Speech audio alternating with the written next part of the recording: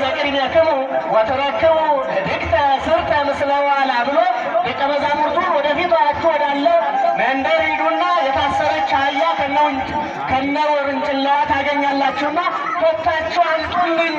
ብሎ ደቀ መዛሙርቱን ያዘዘበት ቦታ ትዝ ይለናል። በዑደቱ ላይ ብዙ ትርኢት አይተናል፣ ብዙ ትዕይንት አይተናል። ስለዚህ ያ ታሪክ ያንን ያየን ያክል በተግባር የምናይበት እንዲሁ ዝም ብለን የምንናገረው ብቻ ሳይሆን ሊቃውንቱ ያሳዩን፣ ካህናቱ ያሳዩን ይህንን ነውና